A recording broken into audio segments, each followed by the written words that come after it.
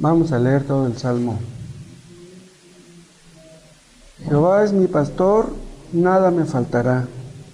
En lugares de delicados pastos me hará descansar. Junto a aguas de reposo me pastoreará. Confortará mi alma. Me guiará por sendas de justicia por amor de su nombre. Aunque ande en valle de sombra de muerte, no temeré mal alguno, porque tú estarás conmigo. Tu vara y tu cayado me infundirán aliento. Aderezas mesa delante de mí en presencia de mis angustiadores. Unges mi cabeza con aceite, mi copa está rebosando. Ciertamente el bien y la misericordia me seguirán todos los días de mi vida, y en la casa de Jehová moraré por largos días. Es preciosa tu palabra, Padre Celestial, te damos gracias por ella. Te pedimos que nos hables a través de tu palabra. Oh Dios, que siempre que estemos leyendo, inclines nuestro corazón hacia ti, para que te busquemos ahí, para que te deseemos, para que tú seas lo mejor para nosotros, para que podamos vivir para tu gloria. Bendice tu palabra, bendice la escuela dominical, el programa de radio que se transmitió en la mañana. Tu nombre sea glorificado, Padre, en todas nuestras actividades. Oh Padre, haz que así sea, en el nombre de Jesús. Amén. Algunos cristianos maduros recomiendan usar un texto bíblico como base para nuestras oraciones. O sea, recomiendan que oremos cuando estamos leyendo la Biblia. Leyendo y orando. Es leyendo como nuestro corazón se enciende. Nuestro corazón, que es frío por naturaleza, se enciende y de repente sentimos el ánimo para poder orar. Vean un poquito más adelante, en el Salmo 39, vean cómo dice David también. No pierdan de vista el Salmo 23, pero vean el Salmo 39. Dice el versículo 3, se enardeció mi corazón dentro de mí, en mi meditación se encendió fuego, y así proferí con mi lengua. Vean, antes de orar, primero se enardeció su corazón. Enardecer quiere decir que sintió que su corazón ardía. Entonces estaba frío, estaba apagado, pero se puso a meditar y ya fue como él empezó a orar. Pero vean, la meditación no ocurre en un vacío. Cuando nosotros estamos meditando, nos acordamos de algún pasaje que conocemos de la palabra de Dios, de algunas cosas que Dios hizo en el pasado. Entonces, meditando en la palabra de Dios, se enciende nuestro frío corazón y empezamos a leer, empezamos a orar, Este fuego que David sintió, este fuego interior, es desconocido por muchos. Hay millones de personas en este mundo que no pueden orar, no pueden. Que tratan de hacerlo, que tal vez se ponen de rodillas, pero que no tienen palabras para hablarle a Dios. Dicen, ¿qué le digo? Ya estoy aquí de rodillas, pero ¿qué le voy a decir? Pero eso nos puede ocurrir también a nosotros. Que empezamos a orar y no nos llegan las ideas. No sabemos qué decirle a Dios. Pero ¿saben cuál es el problema? El problema es nuestro corazón, que está muy frío. Existe un riesgo, hay un peligro de orar siempre por las mismas cosas y del mismo modo. Estar pidiendo siempre lo mismo, siempre las mismas palabras, caer en la rutina, hablar por hablar, decir cosas sin sentirlas, pedir cosas sin desearlas. No nos emocionamos por lo que pedimos. Entonces, si a nosotros no nos interesa lo que estamos pidiendo, ¿esperaremos que a Dios le interese? Podemos llegar al punto de orar simplemente porque es nuestro deber, verlo como un deber. Y es posible que si Dios nos diera lo que le pedimos, seríamos los primeros sorprendidos. O sea que no estamos esperando lo que le estamos pidiendo. Entonces, ¿cómo podría Dios darnos eso? Acuérdense del caso de los cristianos primitivos. Ellos oraban conforme a la palabra de Dios.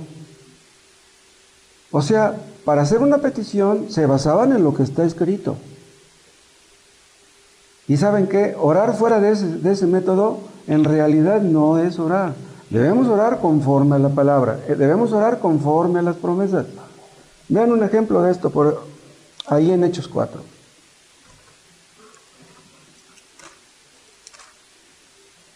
Acababa de pasar el día de Pentecostés, ahí en Hechos 4. Acuérdense de cuántos fueron congregados, cuántos estaban congregados, cuántos fueron convertidos. Y recuerdan que se desató una persecución en contra de los cristianos primitivos. Agarraron a Pedro y lo encarcelaron.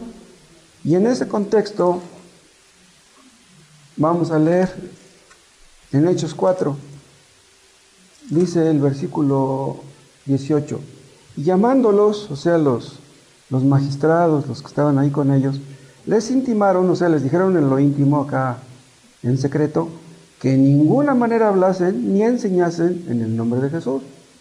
Mas Pedro y Juan respondieron diciéndoles, juzgad si es justo delante de Dios obedecer a vosotros antes que a Dios, porque no podemos dejar de decir lo que hemos visto y oído. Entonces ellos los amenazaron y les soltaron, no hallando ningún modo de castigarles por causa del pueblo, porque todos glorificaban a Dios por lo que se había hecho. Pero ya puestos en libertad, dice el 23, y puestos en libertad vinieron a los suyos y contaron todo lo que los principales sacerdotes y los ancianos les habían dicho. Y ellos, habiéndolo oído, alzaron unánimes la voz y dijeron, soberano Señor. Vean cómo están orando. Soberano Señor, tú eres el Dios que hiciste el cielo y la tierra, el mar y todo lo que en ellos hay. Vean, aquí hay textos bíblicos inmersos. Porque por boca de David tu siervo dijiste, vean, siguen sacando textos bíblicos, dice, ¿por qué se amotinan las gentes? Y los pueblos piensan cosas vanas. Se reunieron los reyes de la tierra y los príncipes se juntaron en uno contra el Señor y contra su Cristo. Vean, estos dos versículos, el 25 y el 26, están sacados del Salmo 2.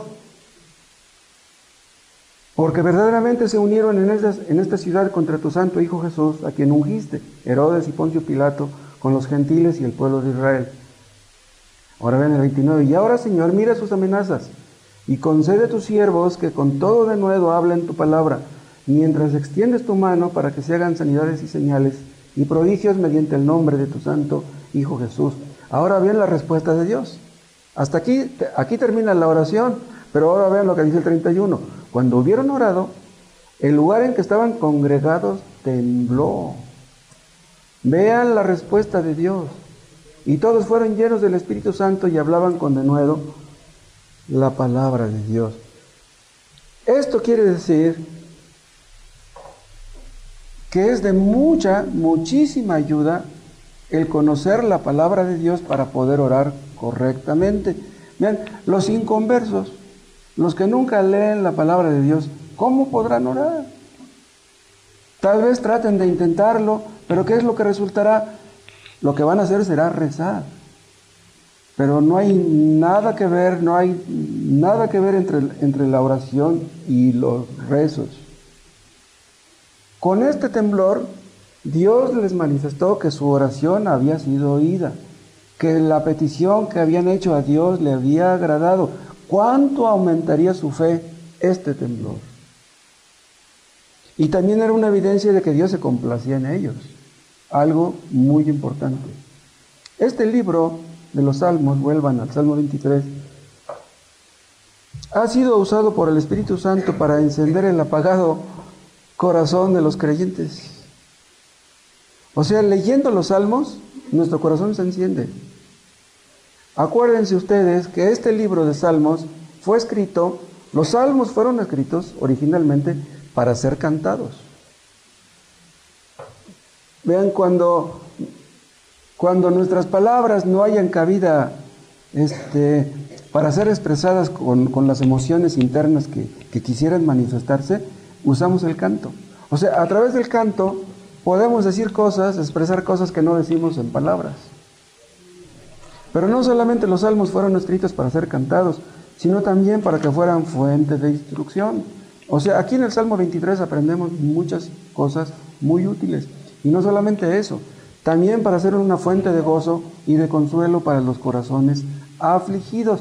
Yo no sé cuántos de ustedes se sientan así. Si alguno de ustedes ha venido hoy afligido, preocupado, abatido, afanoso, Dios concede en su misericordia que salgan mejor que como entraron. Este Salmo 23 es uno de los salmos más amados de todos. A muchos les gusta tanto que se lo aprenden de memoria. El Salmo 23 ha sido un escudo en las tribulaciones de muchos creyentes que se han aferrado a las promesas que contienen. Miren, los salmos están llenos de promesas. Algunos lo llaman el Salmo del pastor. ¿Quién lo escribió? David, que fue pastor. O sea, él conocía la idiosincrasia de los pastores, porque él había sido pastor.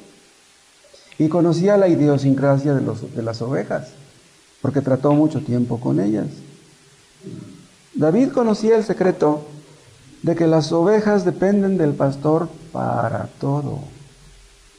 Escuchen, si Jehová es nuestro pastor, verdaderamente, debemos entender que dependemos de Él para todo. Nuestra vida está en sus manos. Podemos morir así. La situación puede cambiar de un día para otro así. Hoy tenemos dinero, mañana no. Hoy estamos sanos, mañana no. Así son las cosas. Dependemos del pastor para todo.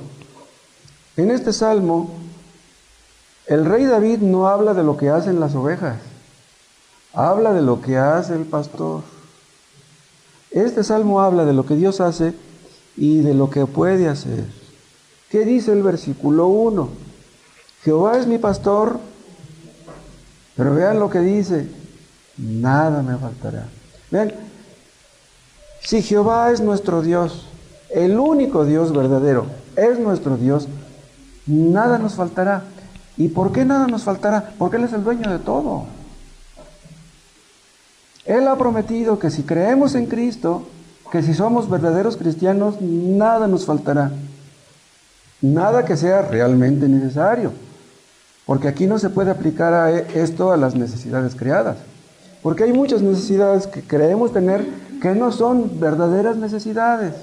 Entonces Dios ha prometido darnos lo que verdaderamente necesitamos, algo que sea útil para nuestro crecimiento, para nuestra utilidad a nuestro prójimo, algo que pueda ser una bendición para nosotros y para los que nos rodean.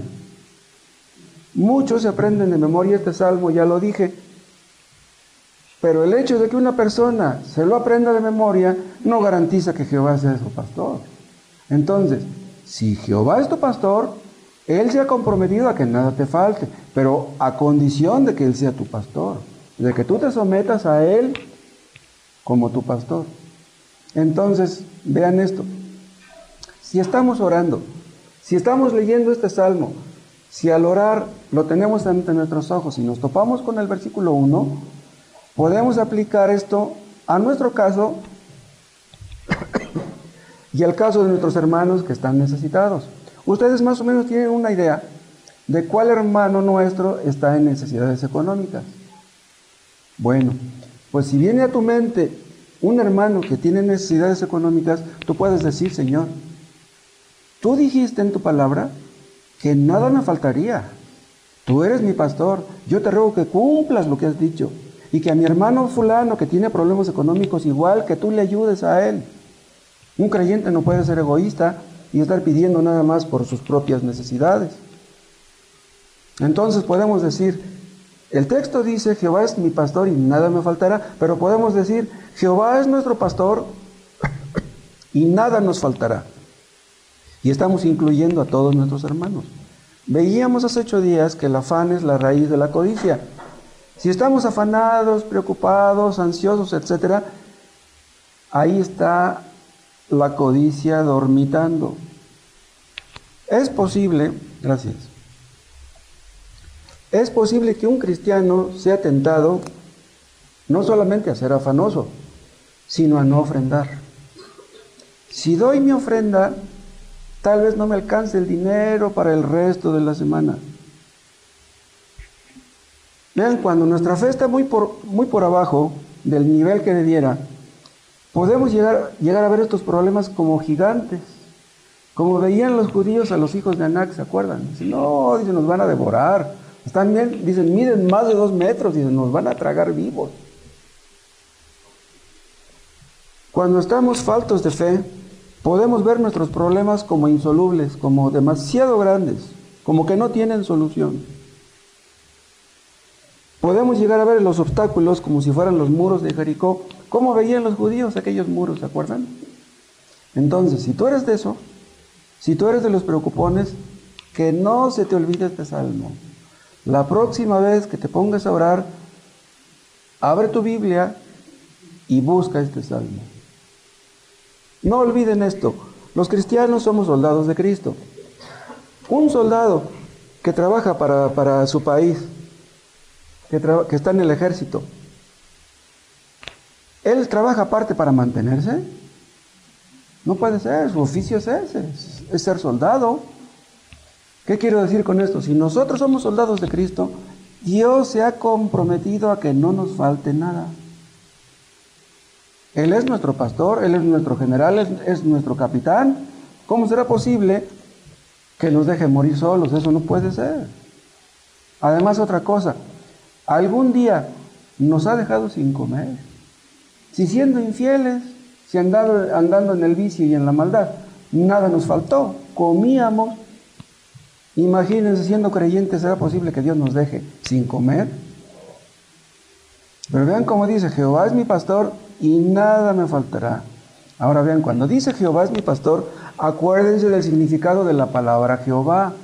¿Qué significa esa palabra? Habla de la autoexistencia de Dios y de su eternidad. Él es el que era, y el que es, y el que siempre será. Su poder nunca ha menguado. Él siempre ha sido todopoderoso. Él siempre ha sido bueno. Él siempre ha sido justo. Entonces, ¿cómo es posible que nos deje sin comer un día? No puede ser.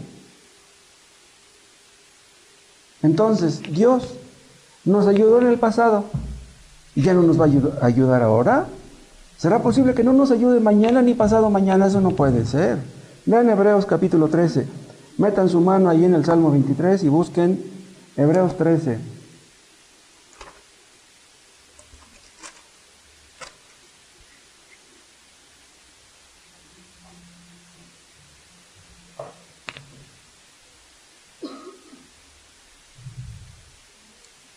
Hebreos 13:20.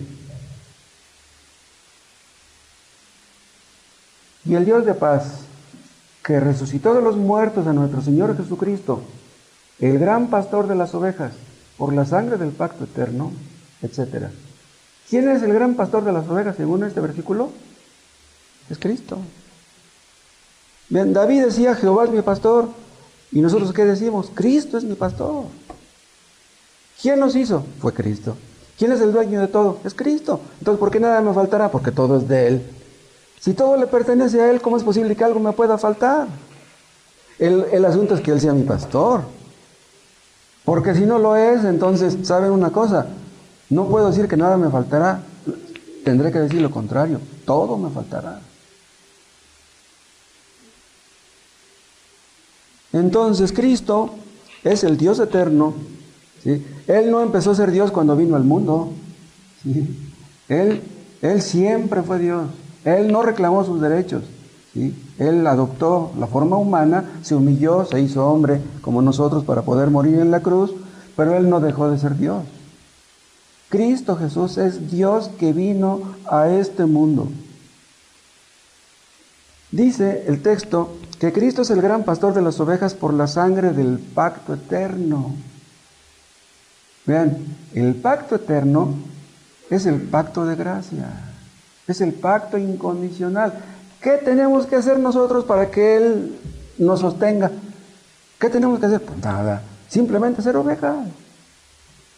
Un pastor que tiene muchas ovejas, ¿qué tiene que hacer la oveja para tener garantizado el alimento? Nada, pues simplemente ser oveja. Está en el redil, recibirá su porción, no necesita hacer algo. Pero no olviden una cosa, que nosotros no nacimos siendo ovejas. Nadie viene a este mundo siendo oveja. Todos nacemos siendo cabritos. Todos nacemos siendo pecadores. Todos hemos ofendido a un Dios santo. Cristo dio su vida por las ovejas, no por los cabritos, es lo que dice Juan 10. Cristo no derramó su sangre por todos. Esto es lo que conocemos como la expiación limitada. Cristo derramó su sangre nada más por los escogidos. Dicen algunos, entonces la sangre de Cristo no es capaz, no, le van a ustedes a poner limitaciones, no es capaz de poder salvar a todo el mundo. No, sí, es capaz. La sangre de Cristo pudiera salvar a todo el mundo si todo el mundo creyera en Él, si todo el mundo se sometiera al gran pastor, pero sabemos que eso no va a suceder. Entonces Cristo derramó su sangre nada más por los que creerían en Él. Vean ustedes, si Cristo derramó su sangre por mí, quiere decir que una de sus ovejas es para Él más importante que todo el mundo.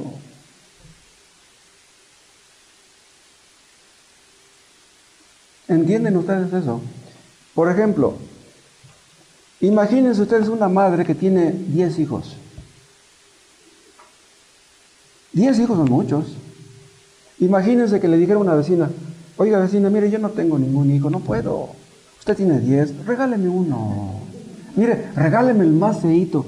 ¿Ustedes creen que lo iba a regalar? Vean ustedes cómo Cristo puede valorar a sus ovejas. Algunos de las ovejas de Cristo estamos muy feitos, ¿sí? Pero nos valora porque Cristo nos compró con su sangre. ¿Cómo serán de valiosas las ovejas que Cristo las redimió con su propia sangre? Imagínense. El gran pastor de las ovejas tiene un conocimiento particular de cada una de ellas. Él nos hizo, Él nos dio forma. Cuando estábamos en el vientre de nuestra madre, Él nos hizo como Él quiso. Entonces vean, cuando dice aquí en el primer versículo del Salmo 23, Jehová es mi pastor, nada me faltará. Quiere decir que nada me faltará jamás. Desde el momento que yo llegué a creer en Él, jamás me faltará nada. Ahora compárenlo con lo que dice el versículo 6. Ciertamente, o sea, con toda seguridad, el bien y la misericordia me seguirán, ¿qué? Todos los días de mi vida. Si yo llegara a vivir tantos años como Matusalén, la misericordia de Dios estaría conmigo todos esos días, hasta el último día de mi vida. Conforme a tus días serán tus fuerzas, dijo el profeta. Entonces, esta promesa se aplica a cada etapa de nuestras vidas. Seas viejo, seas joven o de la edad mediana. El salmista se sentía seguro en las manos del gran pastor, el gran pastor de las ovejas. Pero ¿cómo no sentirnos seguros con un Dios así? ¿Cómo es posible que un Dios que todo lo puede pudiera fallarnos? Nosotros le fallamos a menudo, pero Él nunca falla. Entonces, escuchen, si están ustedes orando y se topan con el versículo 1, arderá nuestro corazón que estaba apagado. ¿Cómo podemos estar seguros de que nada nos faltará? Bueno, en primer lugar, Él lo ha dicho. Él es el Dios que no puede mentir. Él es el Dios fiel, que cumple lo que promete. Es el Dios que tiene todos los recursos en su mano, la providencia es suya, para proveer todo lo que necesitemos. Entonces, si ustedes pueden decir, Jehová es mi pastor, tienen la posesión más preciosa que puedan tener. Existen padres que suplen las necesidades físicas de sus hijos y las económicas, pero no las espirituales. Vean lo que le estoy diciendo. ¿De qué sirve que tú proveas para las necesidades materiales de tus hijos, pero no por las espirituales? Las espirituales son las más importantes. Pero aquí donde dice Jehová es mi pastor, nada me faltará, no solamente se aplica a las cosas materiales, porque vean cómo dice el 6, ciertamente el bien y la misericordia me seguirán todos los días de mi vida. O sea, todo lo que Dios considera bueno, en sentido físico, emocional, mental, espiritual, todo me lo dará todos los días de mi vida. Él no puede fallar en este punto. Si alguno de ustedes tiene temor al futuro, si alguno de ustedes tiene temor a la pobreza, tiene temor a la soledad, tiene temor a la enfermedad, tiene temor a la muerte, acuérdense de este versículo. Los cristianos no tenemos por qué ser miedosos. Vean el versículo 2. En lugares de delicados pastos me hará descansar. Y luego dice algo relacionado con lo mismo. junto a aguas de reposo me pastoreará. Entonces, ¿a dónde me va a conducir el pastor? A donde hay delicados pastos y a donde hay aguas de reposo. Todo lo que mi alma necesita, Cristo me lo va a proporcionar. Él me llevará donde está eso. Vean, Él me llevará. Los pastores llevan a las ovejas a donde está el alimento bueno, a donde hay agua. Esa es la responsabilidad de un pastor. Vean, necesitamos una promesa de este tipo, de lo que dice el versículo 2. ¿Saben por qué? Porque las ovejas son por lo regular animales miedosos. Si una oveja alcanza a ver al lobo, se espanta y se pone inquieta, dice, no, este va a venir y me va a tragar. Entonces, si somos miedosos por naturaleza, necesitamos sentirnos seguros. Pero vean, eso es lo que nos da este versículo 2. En lugares de delicados pastos me hará descansar. Junto a aguas de reposo me pastoreará. O sea, voy a estar en paz con mi gran pastor a un lado. Pero ¿cómo es que tenemos este reposo? Es en Cristo. Es en Él, siendo Él nuestro gran pastor, que tenemos garantizada esta paz. No es con los psicólogos, no es con el psiquiatra, no es por la quincena que nos da el patrón, con todo lo bueno que pueda hacer. Lo que hace felices a los creyentes no es el dinero, no es lo que se obtiene con el dinero, sino es aquel que es el dueño del dinero. ¿Qué es lo que necesitamos? Bueno, las ovejas necesitan alimento. ¿De qué nos alimentamos nosotros? Nos alimentamos de Cristo, nos alimentamos de su palabra. El que descuida la lectura de la palabra de Dios, decae, declina, enflaca en sentido espiritual. La palabra de Dios es la leche espiritual por la cual crecemos para salvación. Las ovejas necesitan paz y Cristo es nuestra paz. Tenemos paz para con Dios por medio de nuestro Señor Jesucristo. Antes éramos enemigos, ahora somos amigos y más que eso, somos hijos. ¿Cómo le hacen los inconversos para llenar el vacío de su corazón? Acuérdense, ¿cómo le hacen? Con la bebida, con los paseos, con los bailes, con el sexo, con los placeres. De esa manera llenan el vacío de su corazón. Pero esas cosas no fueron diseñadas para llenar el vacío de los corazones. Estas pobres personas ni idea tienen de los delicados pastos que tenemos en Cristo. ¿Se acuerdan de lo que decía Spurgeon? No me invites a tu fiesta. Dice, yo tengo una fiesta en casa. Cristo es nuestro gozo. Cristo es nuestra paz. Cristo es nuestro reposo. Cristo es nuestro descanso. Si ustedes llegan a su casa cansados, afligidos, estresados por los problemas del trabajo, pero se ponen a leer un rato antes de acostarse, pueden encontrar ahí esa paz que necesitan. Antes que en ver la televisión, antes que en platicar con la pareja, Cristo es nuestra paz.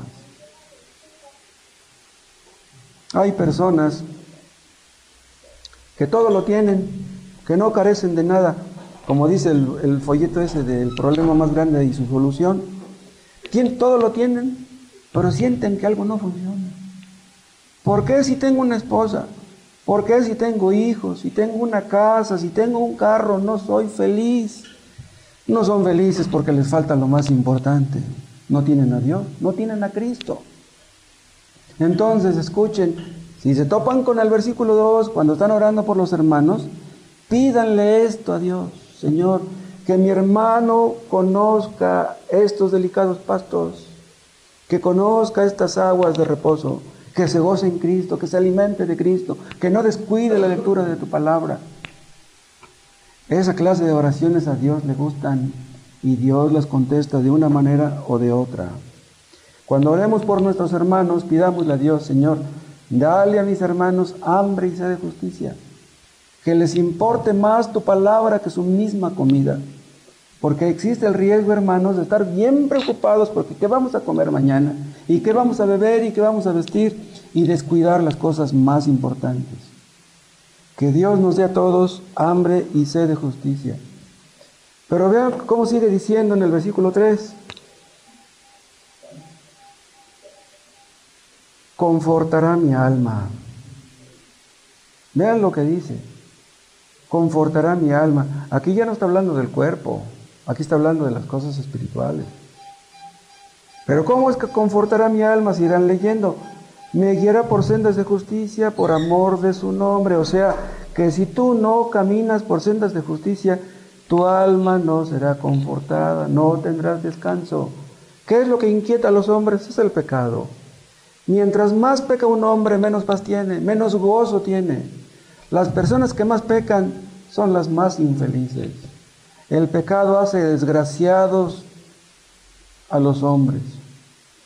Y nosotros como creyentes podemos caer en el mismo error de ir en pos de las cosas que van ellos.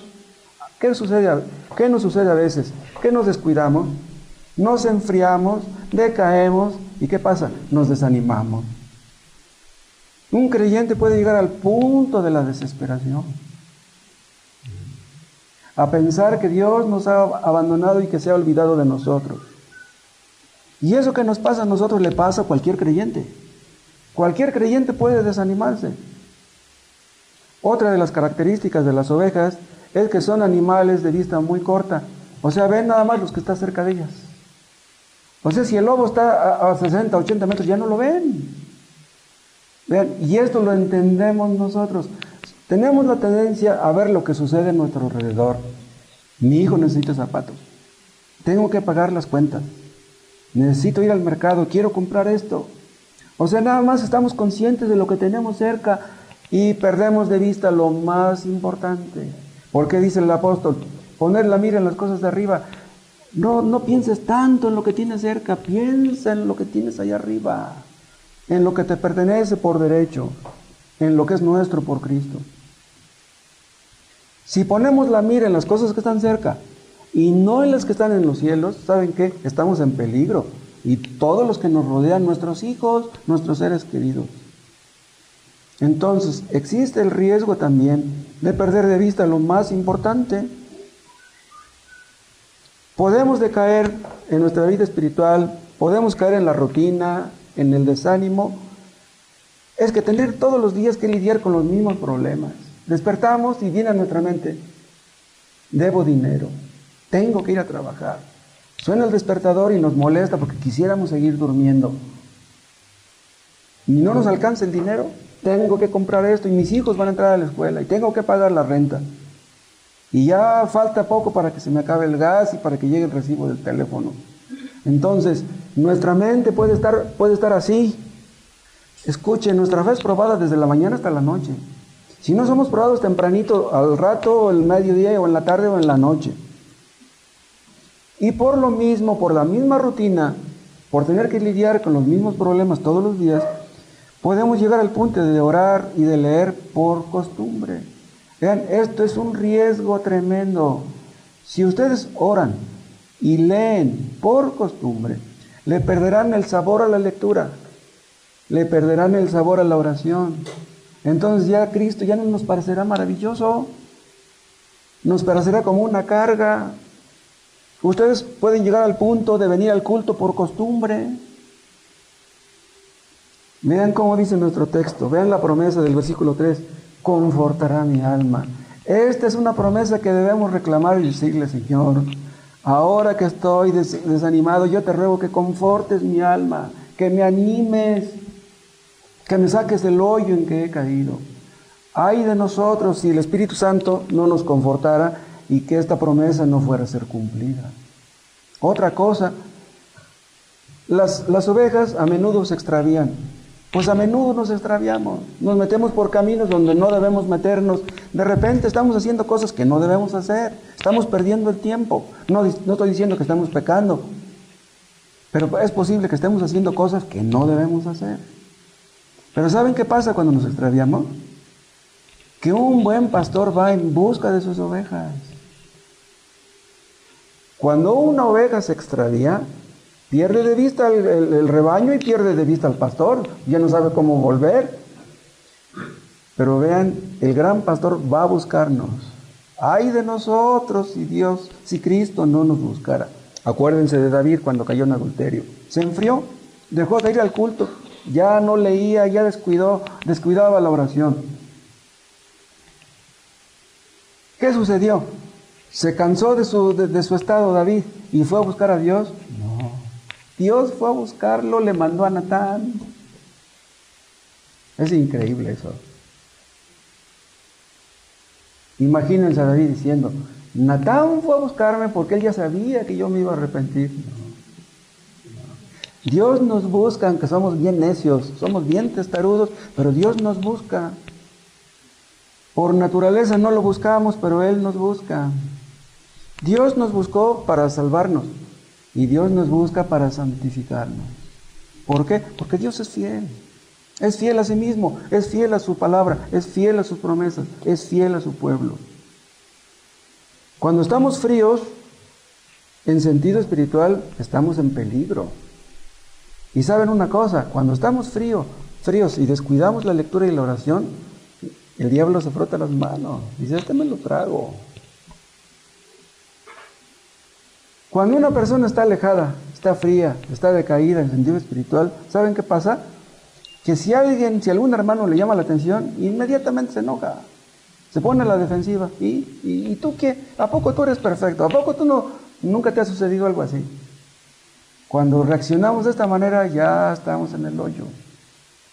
En esos momentos, ¿saben qué sucede? Que nos volvemos hipercríticos. Exageramos los efectos ajenos y los propios los minimizamos. Nos llenamos de dudas, nos llenamos de temores.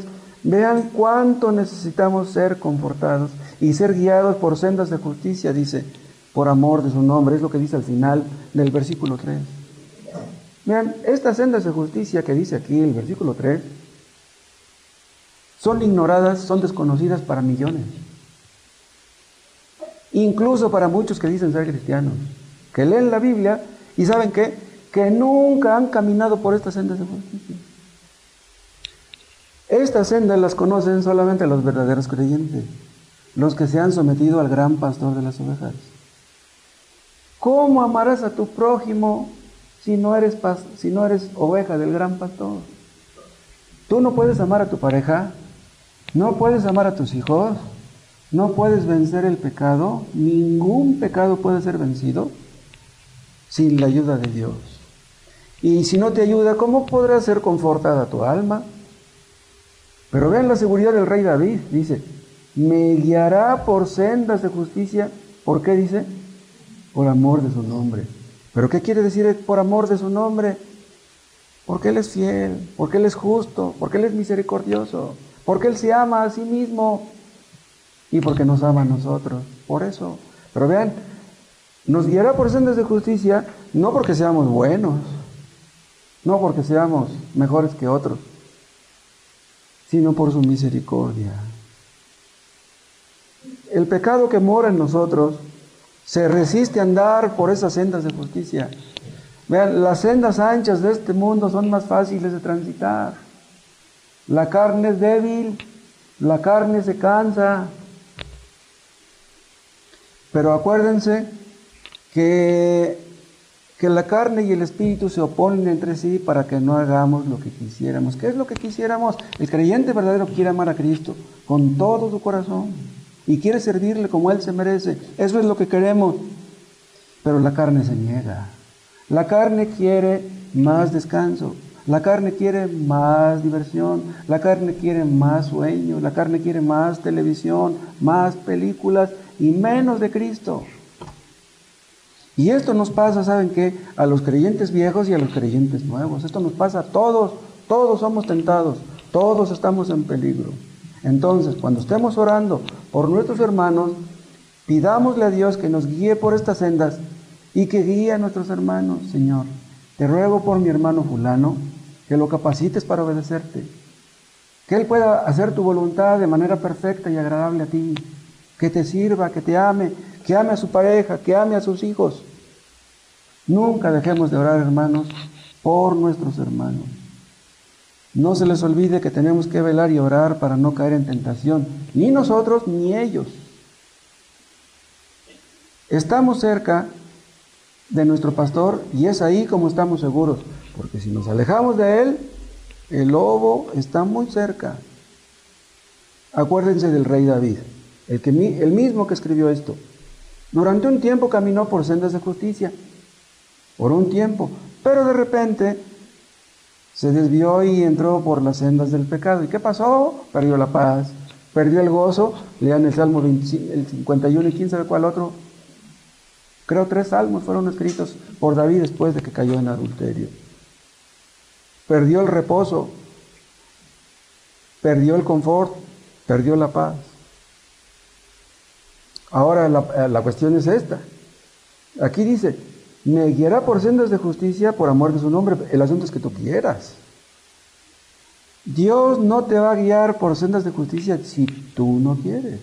O sea, si lo que te gusta es el pecado, pues Dios va a permitir que andes por las sendas del pecado. Dios te va a dar lo que tú quieras.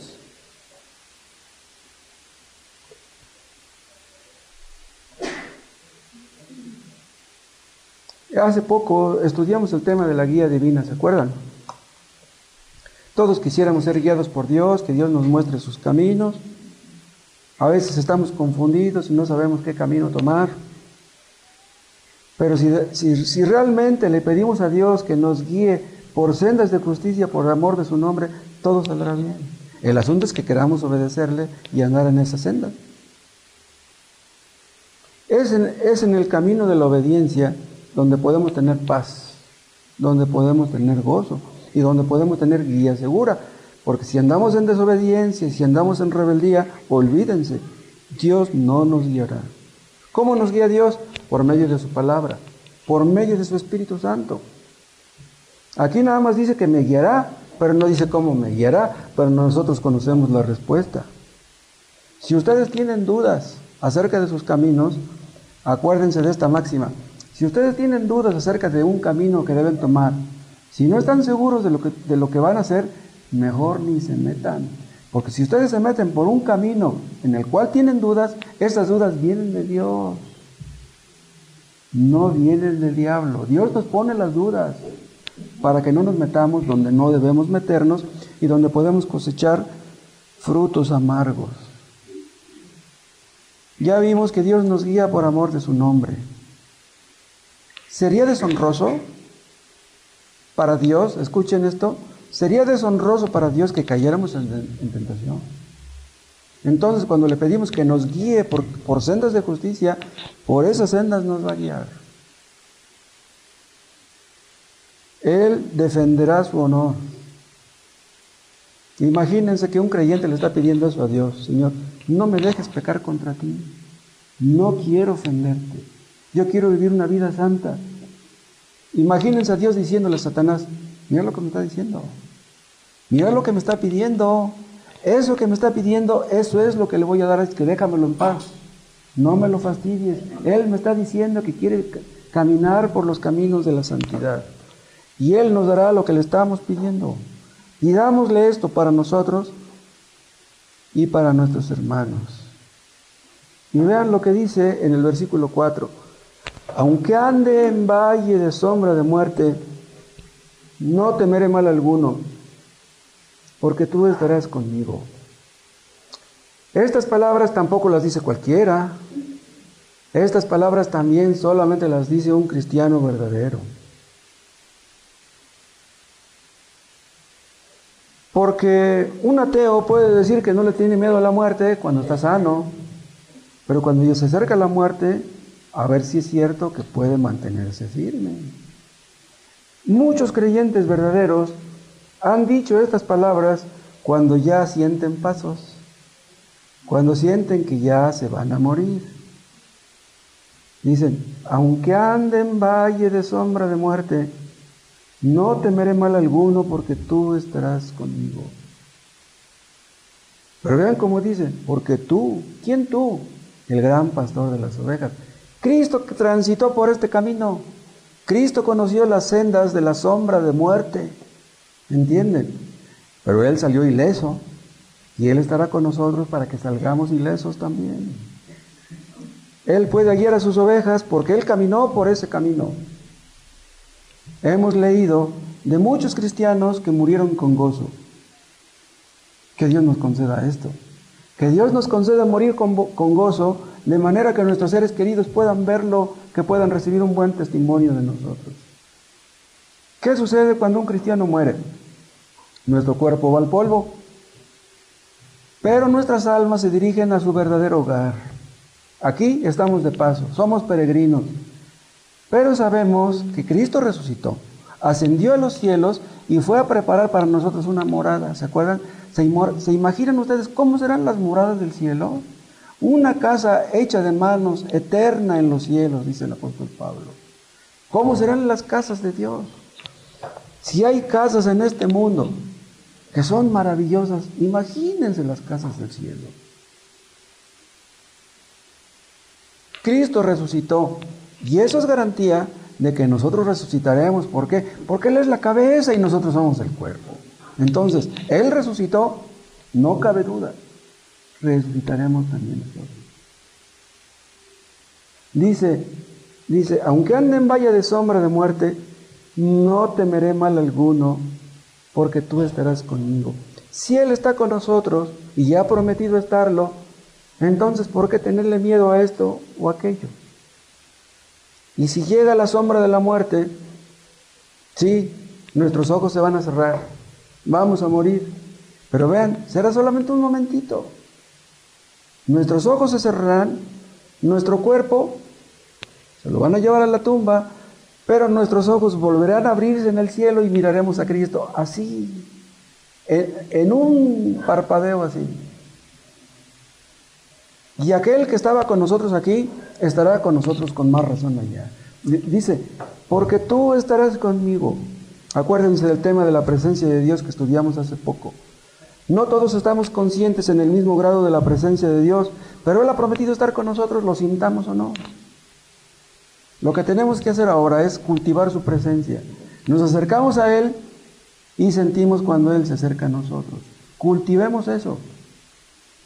Y si eso hacemos, entonces hasta el último día de nuestras vidas sentiremos su presencia muy cerca de nosotros. Entonces, cuando oremos por nuestros hermanos, pidamos esto para ellos, que no teman mal alguno, que sientan su presencia, que no le tengan miedo ni a la muerte, que todos seamos cristianos valientes. Hubo mártires, lo hemos dicho en ocasiones, que cuando los estaban quemando vivos, cantaban a Dios. Los que los escuchaban van a decir que estaban locos. ¿Pero por qué cantaban a Dios? Sintiendo los dolores terribles de las quemaduras en sus pies. ¿Por qué cantaban? ¿Saben por qué? Porque sentían la presencia de Cristo con ellos. ¿Se acuerdan cuando estaban apedreando a Esteban? Sintiendo las pedradas, sintiendo los rocazos, no pedradas, rocazos, piedrotas así. ¿Se acuerdan lo que dijo Esteban? Dice, he aquí veo los cielos abiertos, dice, y a Cristo sentado a la diestra. Dice, Padre, perdónalos, no les imputes este pecado. Aquellos mártires igual, veían los cielos abiertos. Vean otra vez al final del versículo 4. No temeré mal alguno, porque tú estarás conmigo. Vean, no dice, porque Él estará conmigo. ¿Cuál sería la diferencia? Vean, si Él hubiera dicho, porque Él estará conmigo, no estaba mal. Pero vean, este pronombre, el pronombre personal tú, habla de una posesión de David. Dice tú. Está hablando de alguien con quien tiene intimidad, con quien tiene compañerismo, familiaridad. O sea, con esta palabra, el rey David está hablando de alguien en quien él confía. Escuchen, ¿cómo vamos a confiar nosotros en la muerte en Cristo si no confiamos en Él en la vida? O sea, para poder confiar en Él a la hora de nuestra muerte, necesitamos confiar en Él ahora. Dice el apóstol Pablo en una parte, para mí el vivir es Cristo y el morir es ganancia. Eso también lo puede decir un inconverso, pero para darse cuenta después de morir que el morir no fue ganancia, sino todo lo contrario. Si tenemos un hermano que ya está cerca de la muerte, estaría bien orar por él y decirle a Dios, concede, oh Dios, que mi hermano cuando muera te glorifique con su muerte. Que su muerte no sea inútil, que no sea en vano. Sigan leyendo al final del 4. Tu vara y tu cayado me infundirán aliento. ¿Para qué usaban los pastores la vara? Para disciplinar a la oveja rebelde. ¿Para qué usaban el cayado? Para jalarla cuando estaban en el hoyo. El cayado era esa vara que tenía una curvita, nomás lo pescaban del pescuezo y la jalaban, o de la pancita, ¿no? ¿Cuándo es cuando nosotros recibimos aliento? Dice, tu vara y tu cayado me infundirán aliento. El aliento lo necesitamos cuando estamos desanimados, cuando nos sentimos afligidos. ¿Saben cuándo recibimos aliento? Es increíble, pero cierto.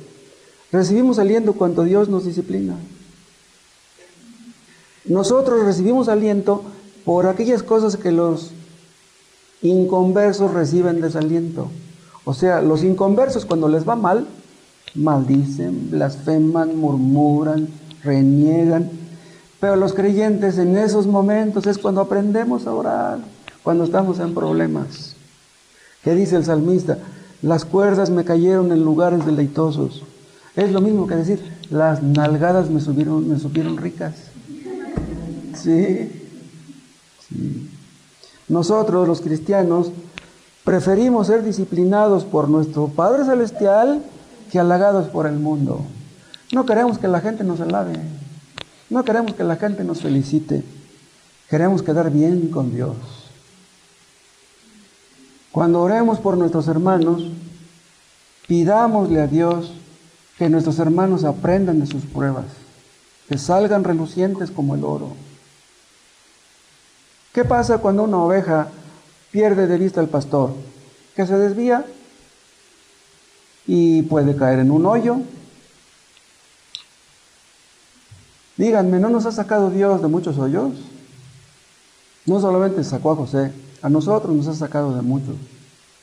Dios nos libra del desastre. ¿Y qué pasa? Nuestra fe crece y entonces nos infunde aliento. Y cuando nos atrae hacia sí con su cayado, también nos infunde aliento. Porque un pastor bueno, si ve que su pobre ovejita está ahí en el hoyo, temblando de frío y la saca, pues no le va a dar de varazos, no, la carga y la consuela. Eso es lo que hace un buen pastor, consuela a sus ovejas. Y es entonces cuando Cristo, nuestro Consolador, nos infunde aliento. Es como los niños que se caen de la bicicleta y se raspan la rodilla, pues van con su mamá y su mamá les soba y les echa su pomadita y ya les infunde aliento para que se vuelvan a subir y se vuelvan a caer, ¿no? ¿Y saben qué sucede cuando Dios nos saca del hoyo y cuando nos disciplina? Que nos enseña a ser pacientes, nos enseña a ser humildes, nos enseña mansedumbre y nos enseña a amar al prójimo. Estas cosas que son tesoros, que son menospreciadas por los inconversos, son las que nos infunden aliento.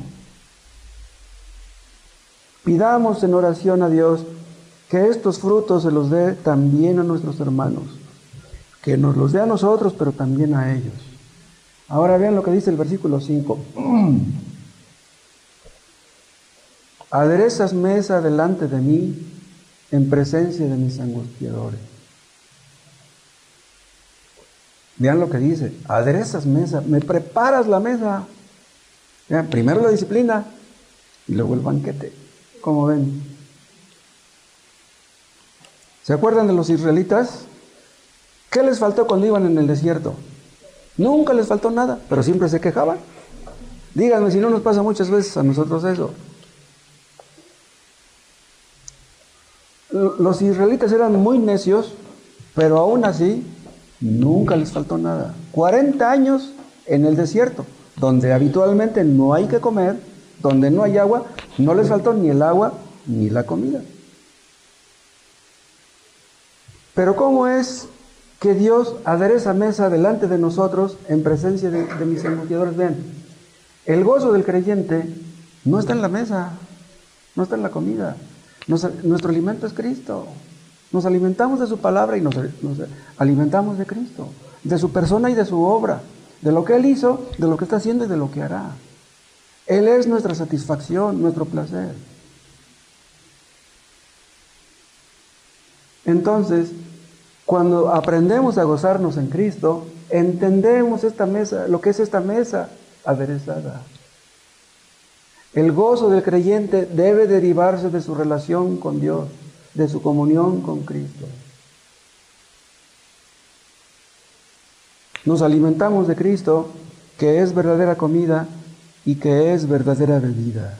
Y dice el salmista en otra parte, Él es la porción de mi herencia y de mi copa.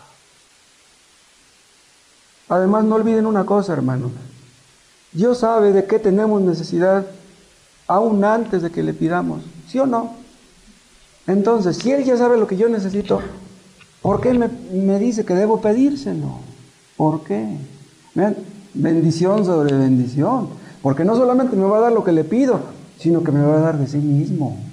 Lo más importante es que me dé de Él mismo, que me dé más de Cristo, más de su Espíritu. Lo demás son añadiduras.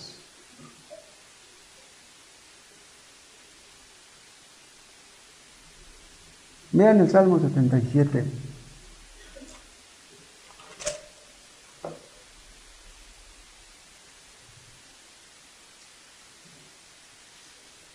Vean este salmista que estaba bien desanimado.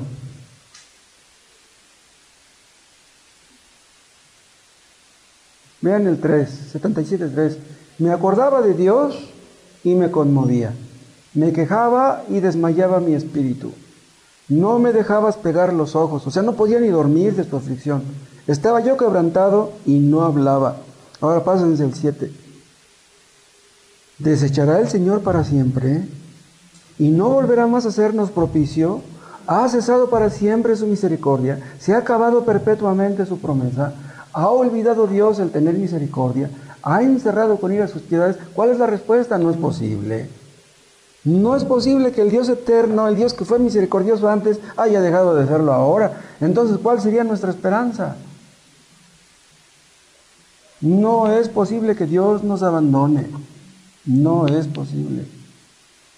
Dios quiere que le pidamos porque quiere que nos acerquemos a Él. Quiere enseñarnos a orar. Si ustedes le han pedido a Dios, Señor, enséñame a orar, una aflicción es la respuesta. Dios nos enseña a orar a través de la aflicción. Si ustedes tienen el bolsillo lleno de billetes, difícilmente van a poder orar. En serio. No digo que sea imposible, yo digo que difícilmente. Ahora sigan leyendo, Salmo 23.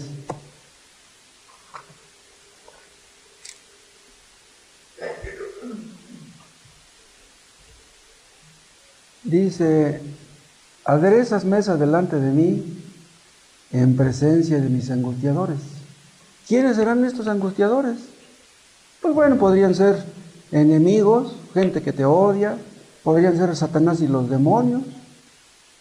Pero vean, si Cristo es nuestro alimento, si Cristo es nuestro gozo, ¿cuánto le molesta eso a nuestros angustiadores?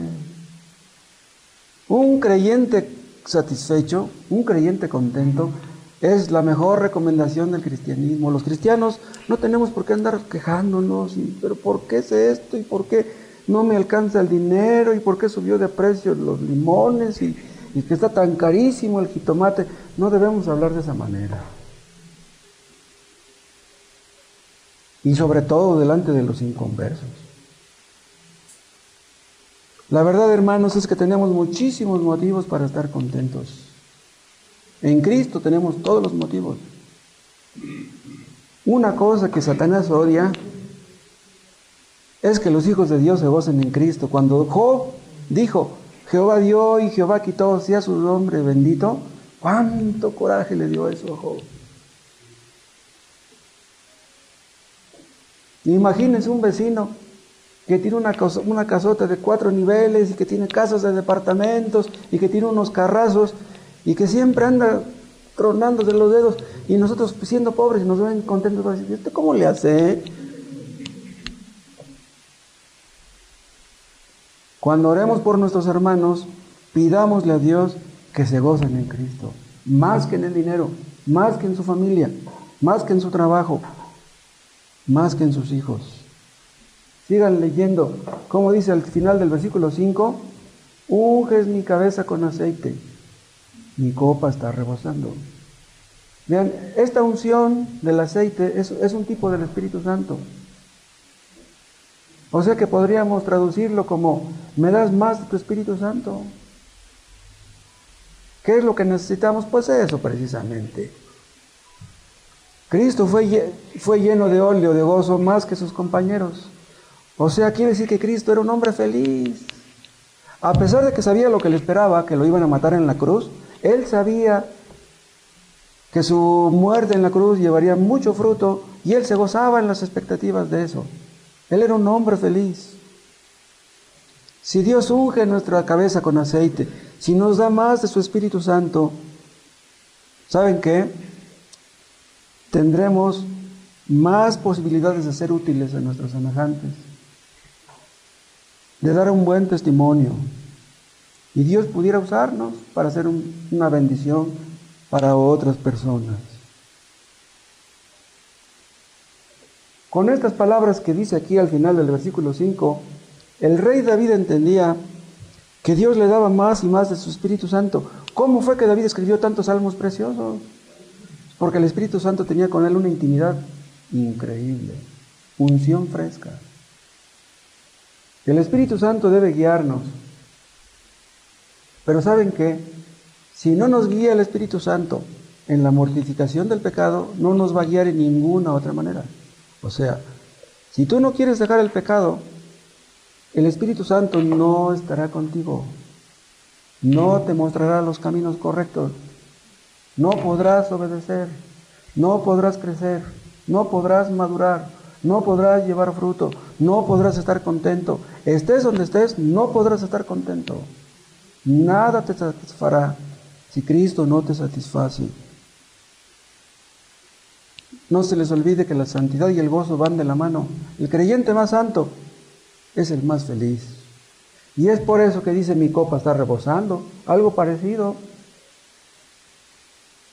¿Se acuerdan que cuando Cristo convirtió el agua en vino, llegó el maestresala, la probó y dice, oye, dice, has dejado el mejor vino hasta el último?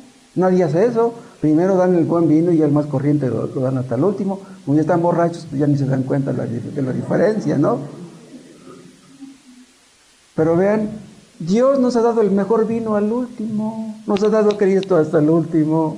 Los profetas se entrevistaban con los ángeles, pero nosotros tenemos a Cristo, el mejor vino, el Espíritu Santo hasta el último. ¿Cómo no va a rebosar nuestra copa de gozo y de alegría si Cristo es nuestro Señor? Y ven, si David se gozaba en su Dios, nosotros tenemos más motivos que Él. Nosotros hablamos a menudo de lo que cuesta seguir a Cristo. Ser cristiano cuesta. Si tú quieres obedecer a Cristo, te vas a meter en problemas. Si tú eres sincero y quieres dejar tu pecado, eso te va a costar trabajo. Ser cristiano no es fácil.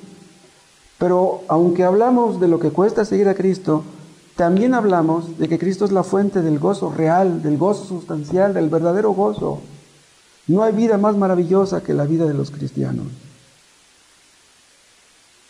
Además, otra cosa, Cristo apuró hasta las heces la copa de la ira de Dios. ¿Para qué? Para que nosotros no la sufriéramos.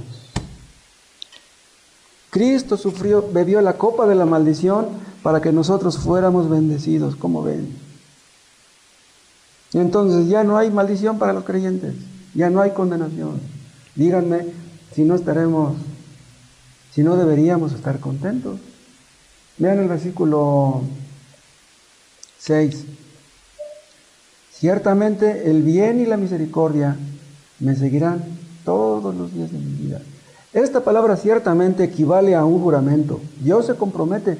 Cuando ustedes estén afligidos, acuérdenle esta promesa a Dios. Señor, tú dijiste que ciertamente el bien y la misericordia me seguirán todos los días de mi vida. Yo te ruego que cumplas esta promesa en mi vida y en la de mis hermanos. No hay ninguna duda, Dios no puede mentir. Y vean cómo dice, el bien y la misericordia me seguirán. Yo no las voy a seguir, ellas me van a seguir a mí. Vean Primera de Reyes, capítulo 3. El bien y la misericordia me seguirán, dice. Primera de Reyes 3.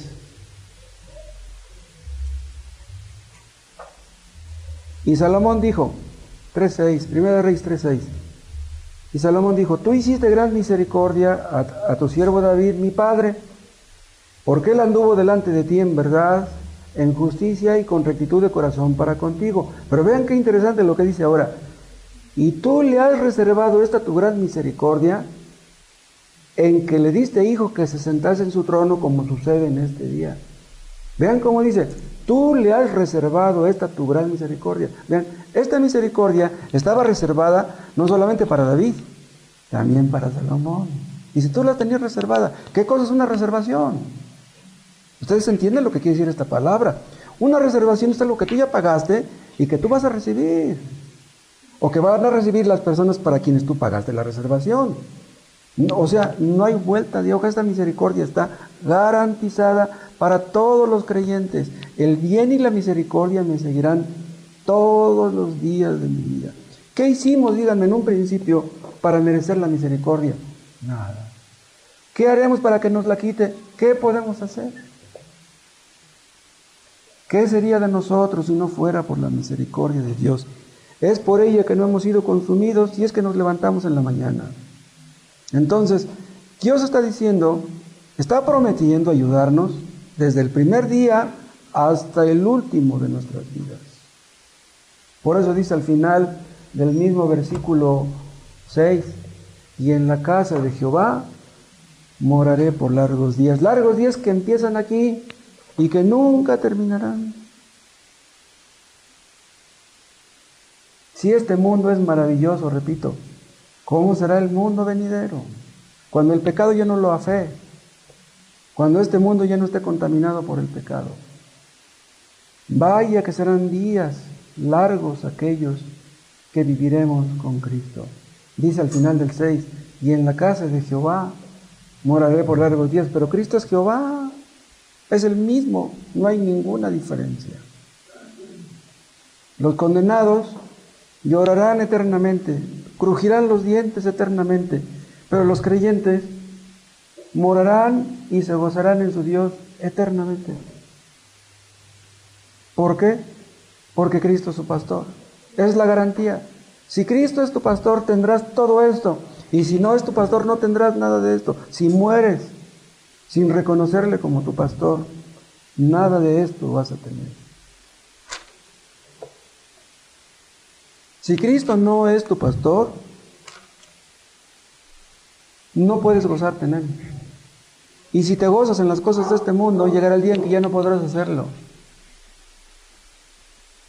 Serán gozos mezclados con amargura y con tristeza y con llanto. Si Cristo no es tu pastor, te vas a llenar de pánico cuando venga la sombra de muerte sobre ti. Si tú no quieres a Cristo como tu pastor, vas a ver un día que sus misericordias acaban. Ahorita tal vez tengas esas misericordias, pero si mueres sin arrepentirte de tus pecados, ya no vas a tener ninguna de esas misericordias. Y el bien, en lugar de seguirte todos los días, vas a ver que huye de ti todos los días de tu vida. El bien y la misericordia están reservados para las ovejas. Que Dios nos conceda que todos los que estamos aquí hoy seamos ovejas. Vamos a orar. Padre, te damos gracias por tu palabra. Gracias por este precioso salmo. Que siempre lo tengamos presente, oh Dios, en medio de las dudas, en medio del desánimo, en medio del temor y ya cerca de nuestra muerte. Antes de quejarnos y antes de murmurar, Padre, por la forma como tú nos tratas, que nunca se nos olvide lo que dice este salmo. Enséñanos, Padre, a amar más tu palabra, a creer en ella, a creer en tus promesas. Gracias porque tu misericordia nos ha acompañado hasta ahora y sabemos que nunca dejará de acompañarnos. En el nombre de Cristo, amén.